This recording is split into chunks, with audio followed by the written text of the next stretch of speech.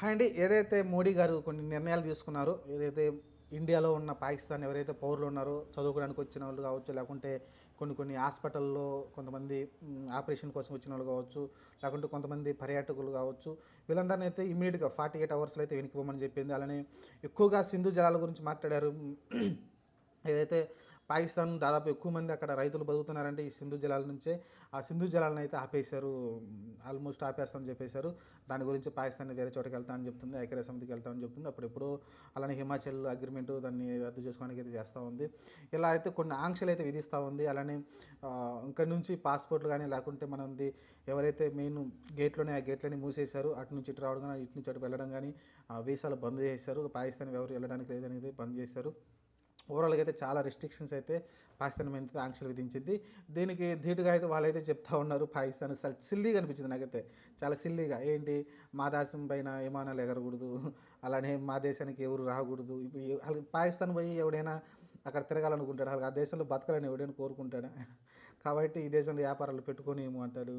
ఇంకా సింధు జలాలు అయితే మేము ఐక్యరాజ్య సమితి పోతున్నాడు, ఐక్యరాజ్య సమితి ఏం బిక్తారో నాకు అర్థం కావట్లేదు. కాబట్టి ఇలా రకరకాలుగా అయితే ఏదో ఎందుకు పనికిరాని అంటే పాకిస్తాన్ వల్ల మనకు రూపాయి కూడా ఉపయోగం లేదనే విషయం మన అందరికీ తెలిసిందండి.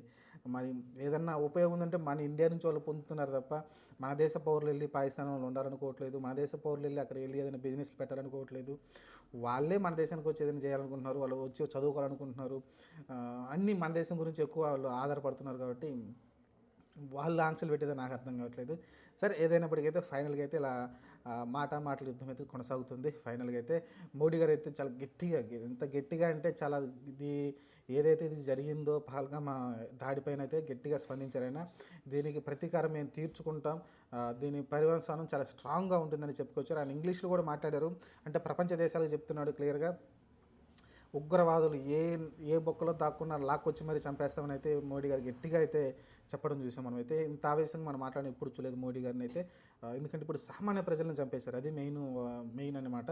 ఇంతకుముందు ఆర్మీ వాళ్ళని లేకుంటే ఎక్కడన్నా పోలీస్ స్టేషన్ దగ్గర అట్లాంటివి జరిగాయి, కానీ ఇప్పుడైతే టార్గెట్ చేసి మరీ సామాన్య పర్యాటకుల్ని, సామాన్య ప్రజలను అయితే చంపడం చూసాం. దానిపైన అయితే దేశవ్యాప్తంగా చాలా ఆగ్రహం వస్తుంది. కాబట్టి మోడీ గారు అదే ధీటుగా అయితే స్పందించారు. ప్రపంచానికి ఒక సంకేతాన్ని అయితే ఇచ్చారు ఆయన అయితే, మోడీ గారు అయితే. చూద్దాం, మరి ప్రస్తుతానికైతే ఆంక్షల పర్యం కొనసాగుతుంది. నెల వద్ద 2 నెలల వద్ద చెప్పలేం, కానీ పట్టుకున్న తర్వాత ఉగ్రవాదులు ఎక్కడున్నా సరే, ఏదైతే ఇజ్రాయెల్ కూడా ఇదే పని చేస్తుంది. సైలెంట్గా అయితే ఎవడైతే ఎక్కడైతే దాక్కొని ఉంటాడో వాడిని అయితే అక్కడికి వెళ్ళి స్పాట్ పెట్టి మరి చంపేస్తూ ఉంటారు. అలాంటి ప్రయత్నం అయితే ఇండియా చేయబోతుంది అయితే క్లియర్గా అర్థమవుతుంది. ఇంకా పాకిస్తాన్తో వార్ జరగబోతుంది ఇది అంటుంది, ఆర్మీ అక్కడికి వెళ్తుంది, రకరకాల చర్చలు అయితే నడుస్తుంది. నాకు తెలిసి యుద్ధం దాకా వెళ్ళైతే వెళ్ళరనుకుంటాను నేనైతే. ఎందుకంటే మోడీ కానీ అమిత్ షా కానీ అంత పిచ్చోళ్ళు అయితే కాదు.